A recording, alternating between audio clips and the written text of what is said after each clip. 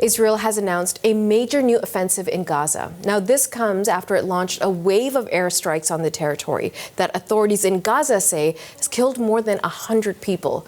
Israel says the move is meant to force Hamas to release hostages. CBC's Anna Cunningham is tracking the story for us from London. Anna, what can you tell us at this point?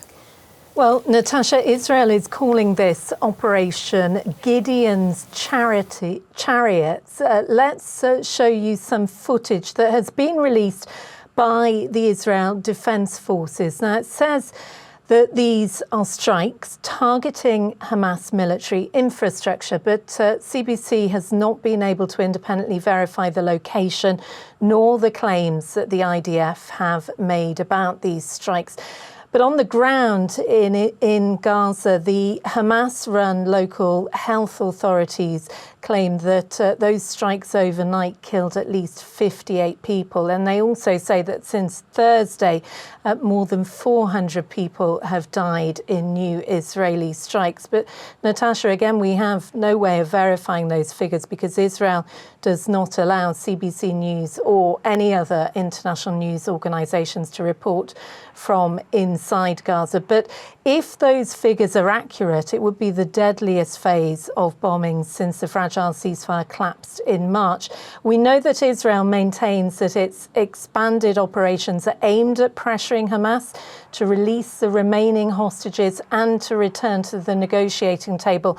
And it does appear, Natasha, that talks are starting up again. A Hamas spokesperson confirming today to the media that a new round of negotiations is underway in Doha, Qatar. Israel Katz, who's Israel's defense minister, says these are indirect talks aimed at seeking a deal on the hostages. Natasha.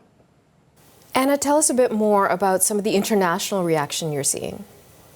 Well, there's been a number of countries expressing concern. I'll just tell you what Italy has said. Its foreign minister today, Antonio Tajani, saying enough with the attacks, and he's called for an immediate ceasefire. That's been echoed by a number of speakers in Baghdad, in Iraq today, attending the Arab League summit. The Egyptian President Abdel Fattah al-Sisi urging the US President Donald Trump to apply pressure for a Gaza ceasefire. And along with those calls, there are, of course, these worrying concerns about the humanitarian situation. Israel's aid blockade, it's now in its third month. Take a listen to what the UN Secretary General Antonio Guterres said. I am alarmed by reported plans by Israel to expand ground operations and more. And I emphasize that the United Nations will not participate in any so-called aid operation that does not adhere to international law and humanitarian principles. Now, President Donald Trump was asked about the humanitarian situation on his recent visit to the region. Take a listen to what he told Fox News in Abu Dhabi.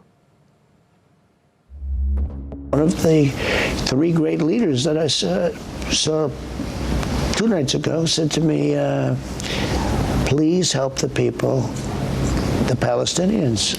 I said, other than the obvious, what do you mean by that? He said, they're starving.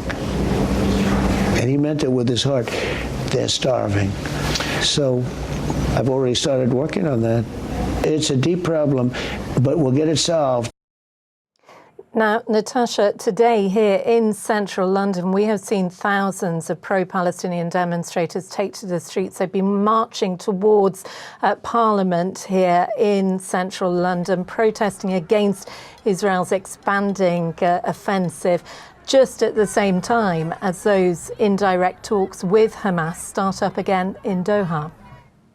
CBC's Anna Cunningham reporting from London. Thanks so much, Anna.